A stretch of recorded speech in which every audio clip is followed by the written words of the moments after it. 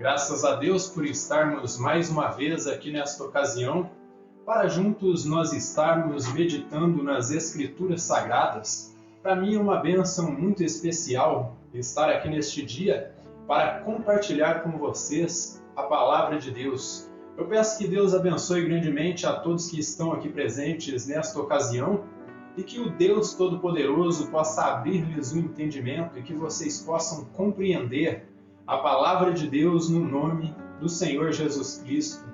Agradeço pela atenção de todos aqui presentes e peço que o Espírito de Deus possa falar neste dia aos corações de cada um de vocês, que vocês possam sair daqui alimentados com a Palavra de Deus. Que Deus lhes abençoe grandemente.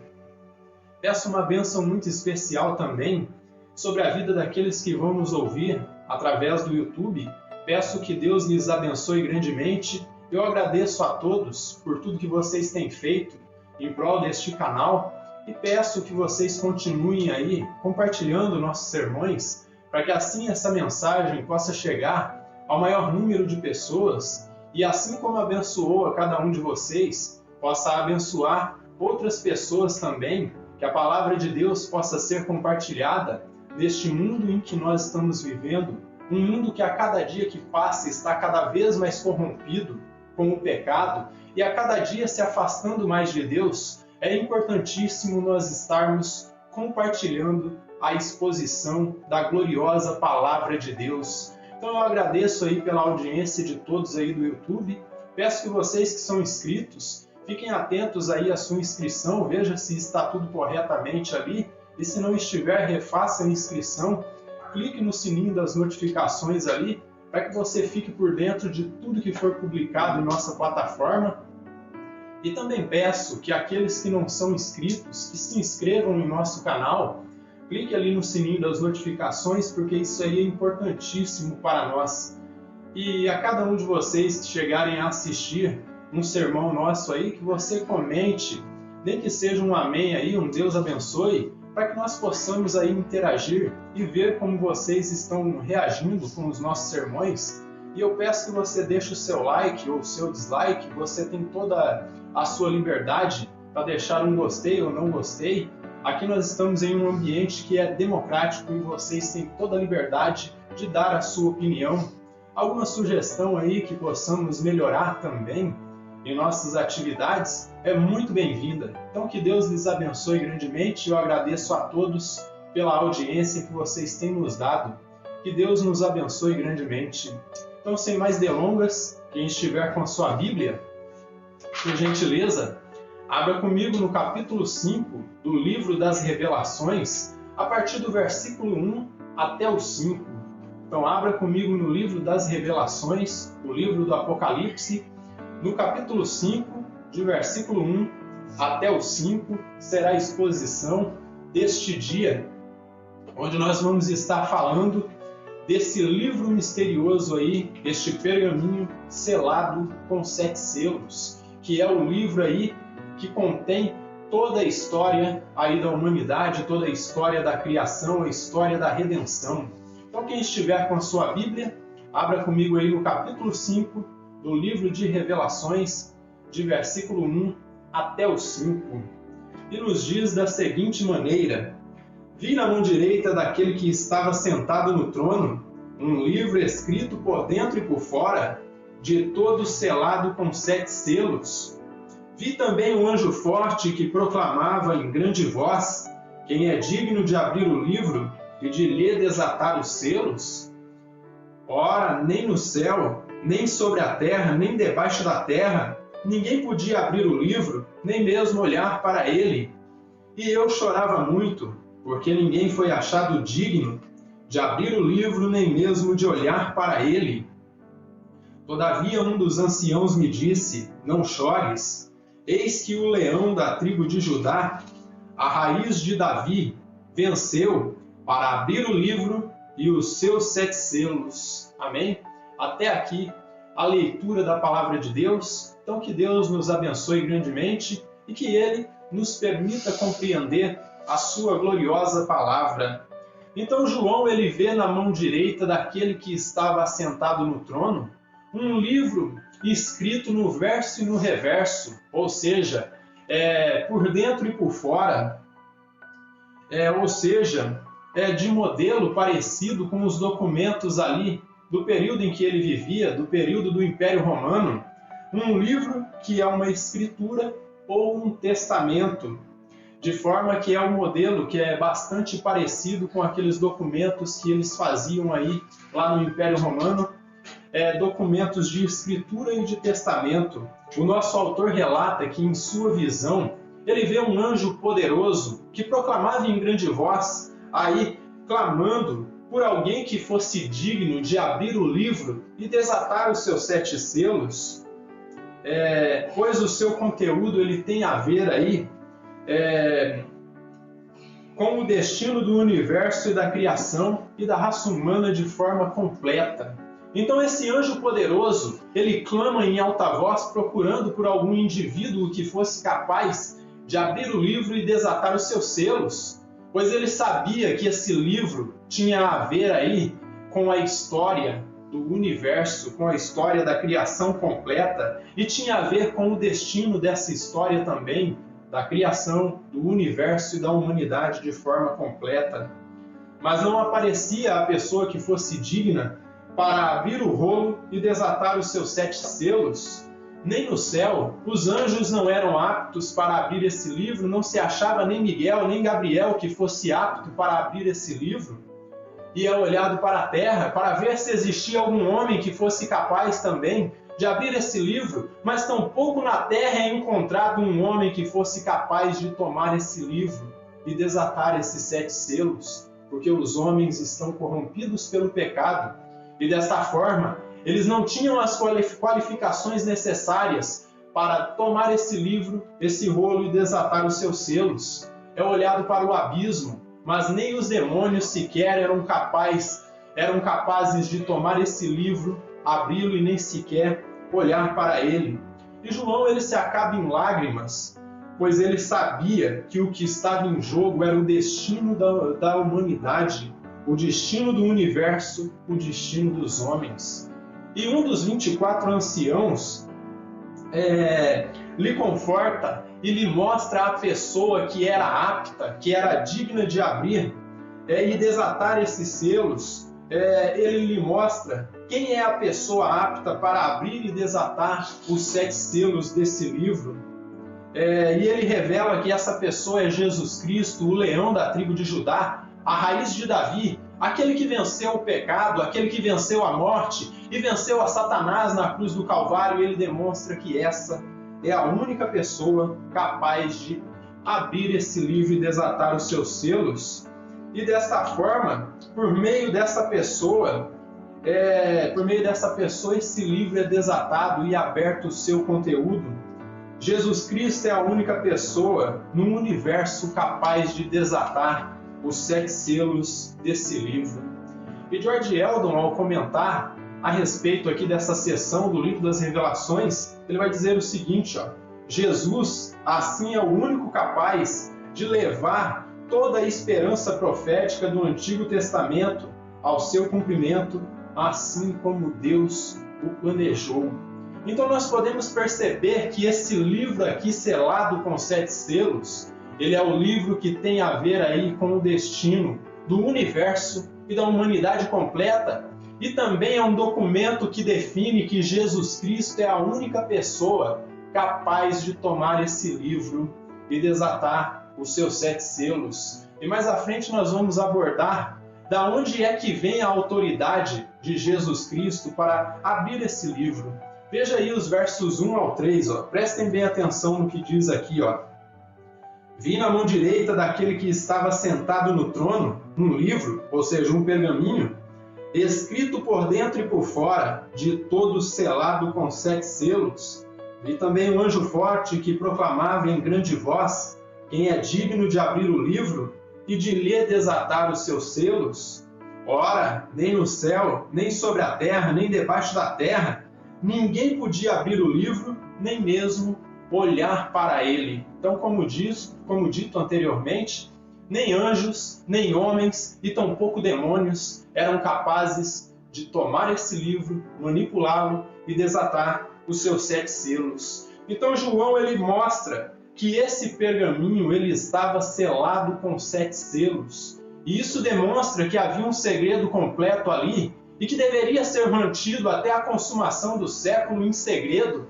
Só que cada selo ele tem a ver com uma sentença. Então João nos mostra que esse pergaminho estava selado com 7 selos, do mesmo modo como dito anteriormente que os documentos da época em que João vivia, os documentos ali do Império Romano, e cada selo representa um juízo, uma sentença que viria sobre o planeta Terra completo. João traz um parâmetro geral do que vai acontecer na sequência das revelações aí, a partir do capítulo 6 em diante. Ele faz um parâmetro geral demonstrando do que está por vir. E como dito, revela que o único que tem autoridade de manipular esse livro e desatar seus 7 selos é Jesus Cristo. Ele revela que Jesus Cristo é o único que tem autoridade para aplicar as sentenças. Esta única pessoa que é capaz de aplicar estas sentenças e abrir esse livro é o Rei dos Reis, é o Senhor dos Senhores, é o juiz de vivos e mortos. Não há uma pessoa capacitada aqui nesta terra, nem no céu, nem no abismo, capaz de desatar esse livro aqui. Um profeta ele não tem essa autoridade, um pastor também não tem autoridade para abrir esse livro, e tampouco o Papa tem autoridade para abrir esse livro. O único que tem autoridade para abrir esse livro se chama Jesus Cristo. João diz que é o Cordeiro, só que o ancião ali, um dos 24 anciãos, diz que é o leão da tribo de Judá, a raiz de Davi que venceu. Esse é Jesus Cristo, aquele que está acima de qualquer divindade, qualquer líder religioso que foi criado aí pela mente humana. Jesus Cristo, como dito, ele é o Rei dos Reis e Senhor dos Senhores. E ele é absoluto, portanto não há e nem haverá uma pessoa que esteja apta aí, além dele, Jesus, capaz de manipular esse livro e executar essas 7 sentenças que estão aí discriminadas nesse documento. Cada um desses selos, esse livro trata-se de um testamento ou de uma escritura de uma propriedade e, portanto, o único que é capaz aí de abrir esse livro é o seu dono legítimo. E outra coisa que eu posso ressaltar aqui, meus irmãos, que esse livro, ele não é o livro da vida do Cordeiro. Este aqui é um livro diferente, porque o livro da vida do Cordeiro é o livro que contém os nomes ali de todos os eleitos de todas as épocas. Mas este livro retratado aqui é uma escritura de propriedade. E como nós estamos abordando aqui, o único que é apto para tomar esse livro e desatar seus 7 selos é o seu dono legítimo. E desta forma só pode ser aberto e lido por seu dono legítimo, o qual é Jesus Cristo. Só ele cumpre todos os requisitos que o apresentam como sendo o Criador do universo. E se ele é o Criador do universo, portanto, ele é o dono de tudo que existe aqui, nos céus e na terra. Sua autoridade vem do fato inquestionável de que ele é o Criador, portanto, o único juiz apto para julgar essa causa. Nós vemos isso também em Ezequiel, no capítulo 2 e versículo 9. Abra comigo em Ezequiel, no capítulo 2 e versículo 9. Então, a sua autoridade vem do fato inquestionável de que ele é o Criador do universo completo e, portanto, ele é o único apto para julgar essa causa. E aqui em Ezequiel, no capítulo 2 e versículo 9, nós temos um relato paralelo a este aqui, que João está relatando, porque, como dito na introdução ao livro das Revelações, eu acredito que todos se lembram, que eu dizia para vocês que João ele bebeu muito das fontes do Velho Testamento para descrever as visões ali que ele estava trazendo. E no versículo 9, diz assim, de Ezequiel capítulo 2, Então vi, e eis certa mão se estendia para mim, e nela se achava um rolo de um livro. estendeu-o diante de mim, e estava escrito por dentro e por fora. Nele estavam escritas lamentações, suspiros e ais. Foi daí que eu tirei que cada selo desse tem a ver aí com uma sentença que vai vir sobre a humanidade. Por isso que ele fala aí de lamentações, suspiros e ais. E Jesus Cristo, sendo Deus, ele sabe o momento exato de tomar esse rolo, tomar esse pergaminho, desatar os seus selos, e deste modo ele sabe o momento preciso em que cada sentença deve ser liberada sobre os seres humanos, sobre os homens aqui. Então ele, sendo Deus, ele sabe o momento exato em que ele desata cada selo desse, e ele sabe o momento preciso em que cada sentença vai ser liberada sobre os homens. E como dito, sua autoridade vem do fato dele ser o Criador do universo. Abra comigo em Colossenses, no capítulo 1, de versículo 15 até o 19, e ali nós vamos encontrar outras razões que dão autoridade a Jesus Cristo como Rei dos Reis e Senhor dos Senhores, o juiz de vivos e mortos. Veja o que está dito aqui, em Colossenses, no capítulo 1, versículos 15 ao 19. E diz assim, este é a imagem do Deus invisível. Aqui uma razão, o primogênito de toda a criação. Outra razão, pois nele foram criadas todas as coisas, nos céus e sobre a terra, as visíveis e as invisíveis, sejam tronos, sejam soberanias, quer principados, quer potestades. Tudo foi criado por ele e por meio dele e para ele, e ele é antes de todas as coisas, e nele tudo subsiste. E aqui o apóstolo Paulo ele aponta mais algumas razões o porquê Jesus Cristo é o único apto para tomar esse livro e desatar os seus selos. A primeira aí é que ele é a imagem de Deus. A segunda, ele é o primogênito de toda a criação. A terceira razão que ele demonstra aqui é porque ele é o Criador do universo completo. E no verso 18, diz que ele é o cabeça do corpo da igreja. E deste modo ele é o dono da igreja, ele é o líder da igreja. É o princípio, o primogênito dentre os mortos, para em todas as coisas ter a primazia, o primeiro dentro do universo. Sempre vai ser ele, o primeiro e o último, o alfa e o ômega, o originador e o consumador de toda a história. É Jesus Cristo. E o verso 19, porque aprouve a Deus que nele residisse toda a plenitude. A plenitude de quem? A plenitude da divindade. Então essas são outras razões que tornam Jesus Cristo um ser humano totalmente diferente de todos os seres humanos que existem aqui nesta terra. Outro detalhe de sua autoridade está no fato de que ele morreu como sacrifício eficaz ali na cruz do Calvário diante de Deus, e com seu sangue nos comprou e nos redimiu e nos fez aptos para se tornarmos reino de Deus e sacerdotes. Portanto, ele é quem julga essa causa e ele decreta as sentenças. O irmão Grant Osborne, ao comentar a respeito aqui desses versos, ele diz o seguinte, nesse sentido, o livro, em forma de rolo, ou seja, um pergaminho, se torna um documento oficial, afirmando o direito de governar do Cordeiro.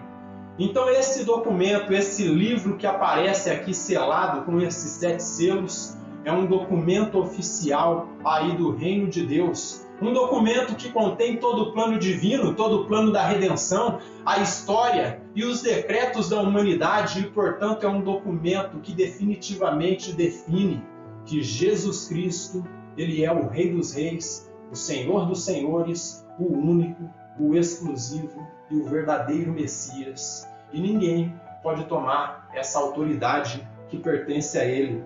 Esse livro contém o plano de redenção, e devia ser mantido em segredo. Esse livro resume toda a verdade bíblica de Gênesis ao Apocalipse, que começa ali no Antigo Testamento, se desenvolve de forma progressiva através de Jesus, e depois ela se consolida. O número 7 é um número perfeito, e desta forma fala de um decreto perfeito, de um plano perfeito que não necessita de revisão. Todos os planos e os decretos divinos são perfeitos, e por essa razão ele está selado aí com 7 selos, E como nós vimos aí tanto o relato de Ezequiel quanto o relato do apóstolo João, a única pessoa que é apta para tomar esse livro aí e desatar seus selos, abrir as sentenças sobre os homens, sobre o planeta Terra, é o Senhor e Salvador Jesus Cristo. Lá em Ezequiel ele demonstra que Yahvé, era o único capaz de desatar esses livros. E quando nós chegamos aí no Novo Testamento, quem cumpre todas essas profecias aí é Jesus. Portanto, definitivamente, a pessoa digna de abrir o livro é Jesus. Como dito, porque ele é o Rei dos Reis, o Senhor dos Senhores, porque ele é Deus, porque ele é o Criador, porque ele é a imagem de Deus, porque ele é o cabeça da igreja, porque ele é o primogênito dentre os mortos e porque em todas as coisas o único que vai ter o primeiro lugar é ele. Veja os versos 4 e 5, o que acontece aqui. E eu chorava muito, porque ninguém foi achado digno de abrir o livro, nem mesmo de olhar para ele. Todavia um dos anciãos me disse, não chores, eis que o leão da tribo de Judá, a raiz de Davi, ele venceu para abrir o livro e os seus 7 selos. Então João ele chorava demasiadamente, pois ele sabia que os desdobramentos aí dessa situação, ele sabia o que os desdobramentos dessa situação acarretariam, e se Cristo não se apresentasse diante do trono e reclamasse todo o seu direito sobre o universo, tanto o destino da criação como o destino da humanidade estariam em jogo. O ancião lhe conforta e lhe diz, amigo, não chora, eis aí o leão da tribo de Judá, a raiz de Davi, o que venceu. Então, Jesus ele está aqui, o leão da tribo de Judá, e ele pagou o preço da redenção e já tem tudo sob o seu controle. Fique tranquilo, pois a despeito da nossa impotência, ele é digno, confia. Pois como eu disse para você, João, ele tem tudo sob o seu controle absoluto. Nós, como seres humanos, nós somos impotentes e nós não conseguimos tomar esse livro e resolver todos os problemas da nossa sociedade, mas ele é capaz de resolver. Então ele está dizendo para João aí, que representa a igreja de Cristo, confia nele e ele vai fazer tudo o que for preciso para cumprir todos os seus decretos. E independente das nossas fraquezas, ele é apto para resolver os maiores conflitos aí dos homens, pois ele é um Deus soberano e qualificado para reger todo o fluxo da nossa história. Então guarde isso no seu coração, independente dos problemas que nós estamos passando nesta terra, Jesus Cristo ele é um Deus soberano e ele é apto para resolver todos os problemas da nossa sociedade. O irmão Simon Kistemacher, ao comentar aí sobre o choro de João, ele diz o seguinte, João derramou lágrimas copiosas em demonstração de tristeza por causa do rolo, do pergaminho selado, que continha a chave da redenção do povo de Deus. Se o rolo permanecesse selado, o plano da salvação não seria executado e a raça humana seria para sempre condenada. Então era necessário que essa figura digna de abrir o livro aparecesse, porque se ele não aparecesse, se ele não tomasse o livro e reclamasse todos os seus direitos ali, o destino da humanidade, dos eleitos de Deus estaria em jogo e a humanidade estaria para sempre condenada. E com isso eu já posso concluir aqui com 2 lições que nós aprendemos aqui com o apóstolo João. Eu gostaria que vocês ficassem atentos a isso, porque é uns ensinamentos muito profundos aqui que eu quero trazer para vocês e que vocês apliquem em suas vidas, porque isso é a aplicação do nosso texto. Ninguém, meus irmãos, nenhum profeta ou líder espiritual dessa terra foi e nem vai ser apto para cumprir o papel que Jesus Cristo ele cumpriu na história da humanidade. O papel que pertence ao Senhor Jesus Cristo como soberano do universo cabe apenas a Ele. O único personagem que cumpriu mais de 300 profecias em relação à vinda do Messias é Jesus e, portanto, Ele é o único que tem a capacidade para dirigir o destino da humanidade. Como dito, líderes espirituais aí, como pastores, profetas e evangelistas, todos esses homens são falhos, mas ele nunca falha.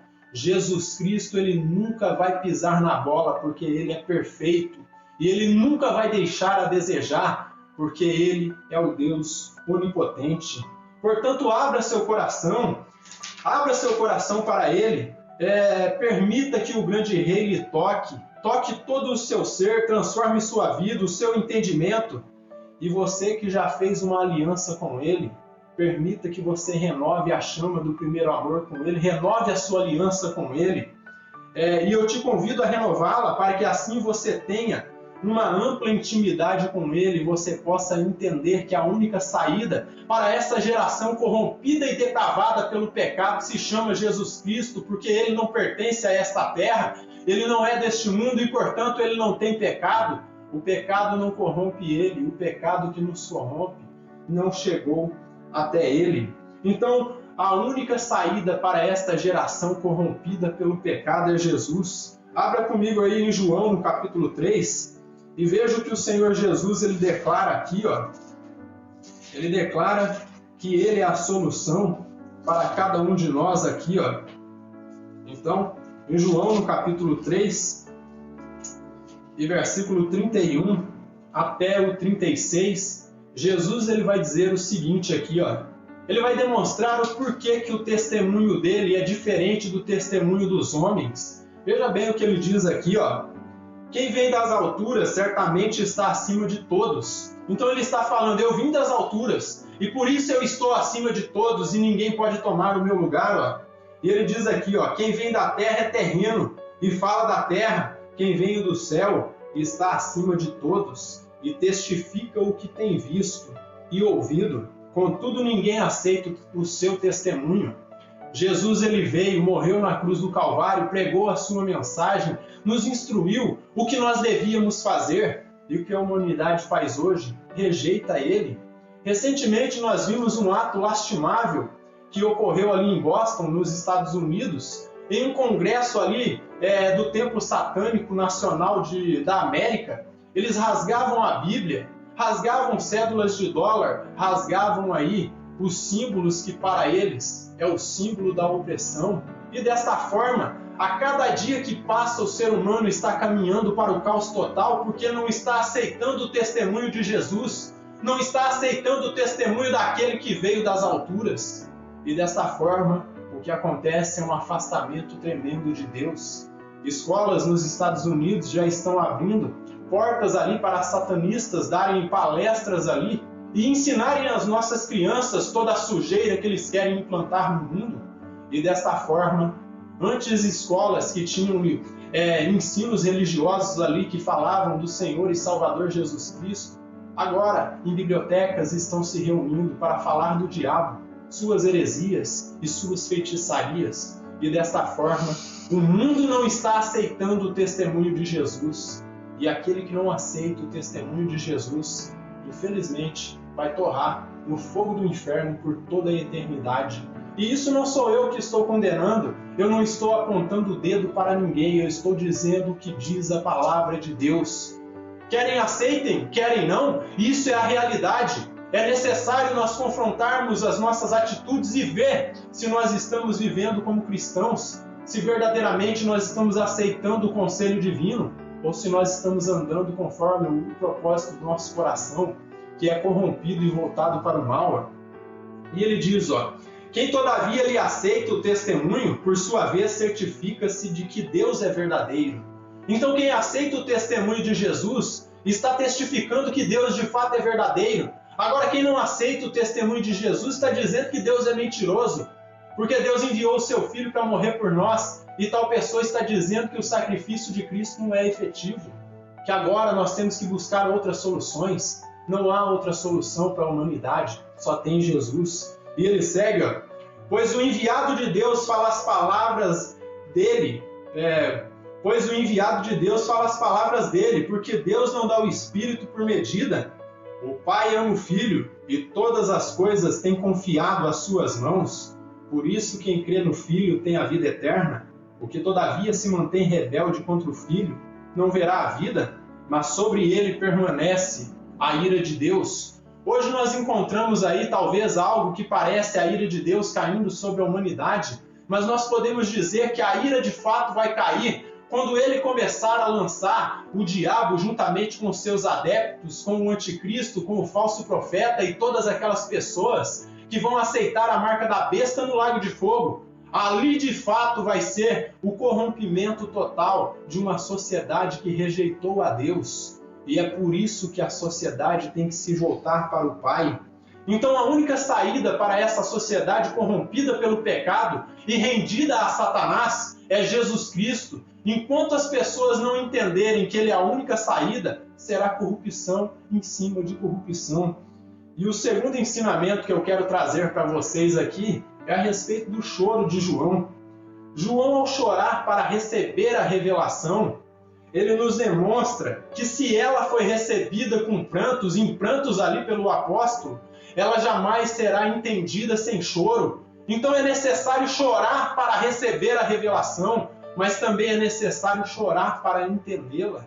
É necessário você prantear diante de Deus, pedir misericórdia para Ele, para que Ele de fato faça que a palavra seja efetiva em você, para que você entenda a mensagem divina.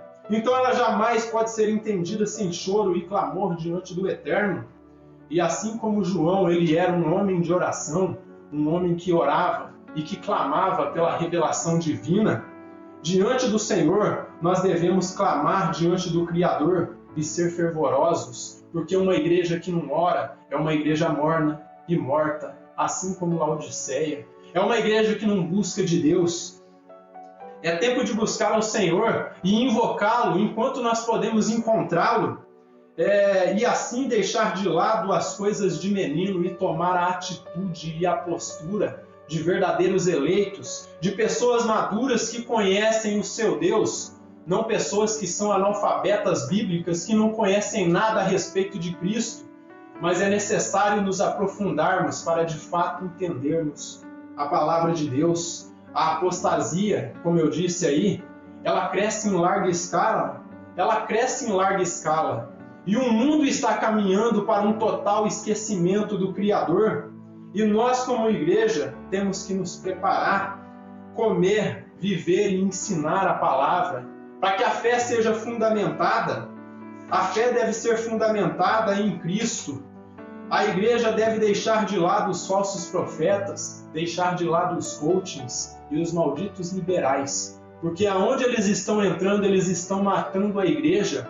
Nós olhamos para a Europa, para os Estados Unidos, e estamos encontrando igrejas vazias, igrejas que antes davam testemunho da fé genuína, agora estão fechadas, outras estão virando templos muçulmanos, outra, em um ato descabido, está se tornando ali danceterias, casas de festa, porque o povo está morrendo, e tudo isso por causa dos malditos falsos profetas, ensinadores coachings, os pregadores aí que falam muito do amor, mas se esquecem do arrependimento, e os malditos liberais que relativam tudo e dizem que a Bíblia já não é mais a palavra de Deus, mas é um livro que serve para instrução, mas não é a boca de Deus aqui nesta terra.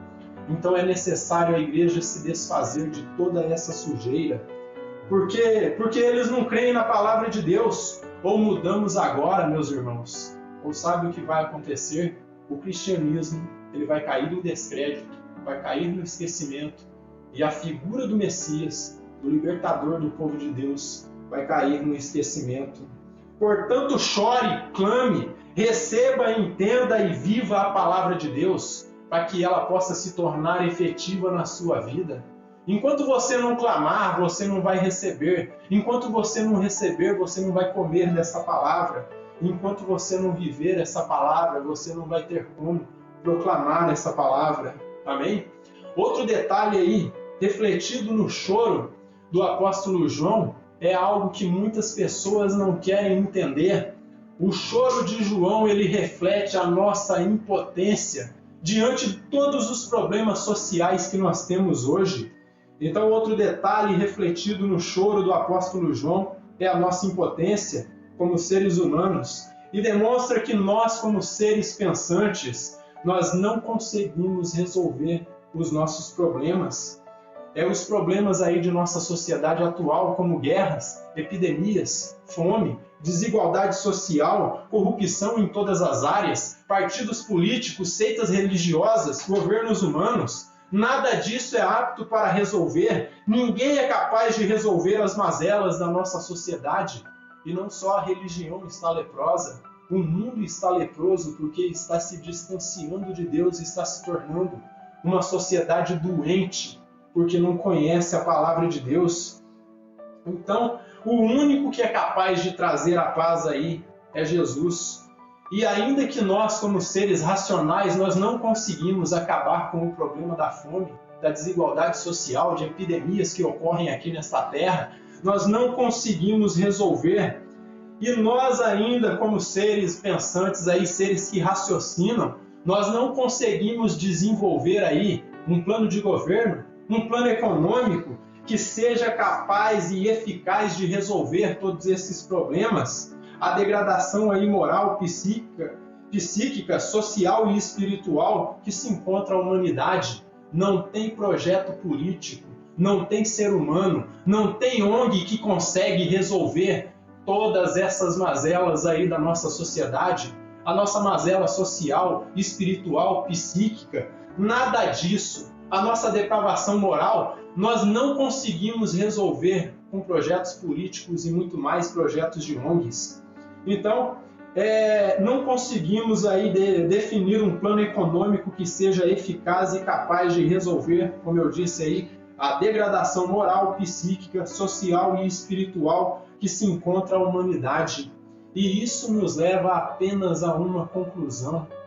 E a conclusão que nós temos, o entendimento que nós temos, é que o único capaz de trazer um reino que de fato tenha paz e justiça se chama Jesus Cristo. Ele é o único capaz de resolver a carência e a depravação do homem. Sozinhos nós não conseguimos. Nós podemos olhar para toda a história da humanidade e vocês podem ver que a única coisa que o ser humano conseguiu fazer para tentar resolver seus problemas foi fazer guerras e inúmeras guerras, onde crianças morrem de fome, vidas são ali arrebatadas por causa de ganância humana. E tudo isso demonstra a degradação moral que nós nos encontramos hoje. Então, o único capaz de resolver a carência e a depravação moral do homem é Jesus. Enquanto a sociedade não compreender essa verdade, que é uma verdade absoluta, será miséria, desigualdade e corrupção, sujeira em todas as áreas, não só na religião, não só na política. É necessário que o mundo entenda que Jesus Cristo é quem origina, conduz e consuma a nossa história.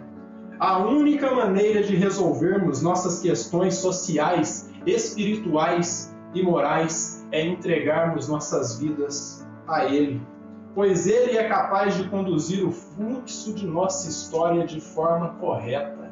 Ele é o único capaz de conduzir o fluxo de nossa sociedade de forma certa e objetiva. É impossível chegarmos a um mundo de paz, justiça, onde já não exista mais desigualdade social e corrupção no mundo, sem o príncipe da paz, sem o Messias, Jesus Cristo, como eu disse, o príncipe da paz. Então, meu recado para esta geração corrompida aí pelo pecado, que se entrega às vaidades todos os dias, e aqueles crentes que estão esfriando na fé, é que vocês retornem para Cristo, porque o fogo do juízo divino está chegando. E eu posso dizer, Maranata, ora vem Senhor Jesus e resolva todos esses problemas, porque a situação, como nós olhamos aí, ela se encontra degradante, e o único ser no universo que é capaz de resolver todos esses problemas se chama Jesus Cristo. Então se entregue a Ele. Amém? Que o Deus eterno nos abençoe grandemente.